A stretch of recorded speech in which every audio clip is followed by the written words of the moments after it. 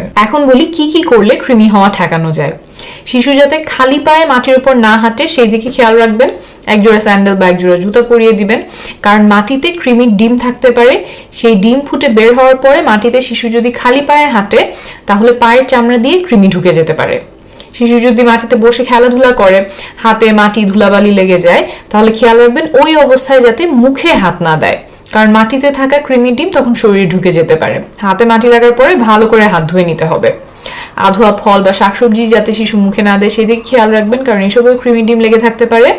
আর শিশুর হাতের নখগুলো ছোট ছোট রাখবেন, ও যাতে মুখ দিয়ে নখ না খায় সেদিকে খেয়াল রাখবেন। আর শিশুকে ভালো করে সাবান দিয়ে হাত ধোয়া শেখাবেন। হাত ধোয়ার সময় ও যাতে নখের নিচের দিকটা ভালো করে পরিষ্কার করে সেটাও শিখিয়ে দিবেন। প্রতিবার টয়লেট করার পরে, প্রতিবার খাওয়ার আগে ভালো করে সাবান দিয়ে হাত ধুতে হবে। হাতে মাটি লাগলে হাত ধুতে হবে, যেটা একটু আগেও বলেছি। এগুলো শিশুকে শিখিয়ে দিবেন। আর বাসায় যিনি খাবার রান্না করেন তিনিও কাজ শুরু করার আগে ভালো করে সাবান দিয়ে হাত ধুয়ে নেবেন। আরেকটা জিনিস খুব ভালো করে খেয়াল রাখবেন, শিশু যাতে সবসময় বিশুদ্ধ পানি পান করে, কারণ অপরিষ্কার পানিতে কৃমি ডিম থাকতে পারে। এই ভিডিওতে অনেকগুলো তথ্য দিলাম।